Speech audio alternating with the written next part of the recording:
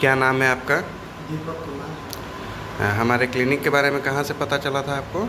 जी, आप फेसबुक पर देखे थे सर, तब आपको कॉल किए तो यहाँ पर आए लोग तो बहुत 3 जगह से मतलब दवा खा रहे थे, फिर हो जा रहा था कहाँ कहाँ दिखाए थे आप?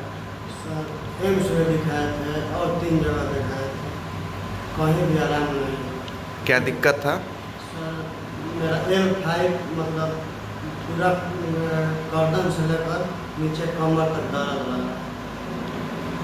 अभी आपको कैसा लग रहा है? सर, 5 यहाँ पे दिन के डेट मात्र 5 दिन आए हैं, 5 दिन में बहुत अच्छा लगा।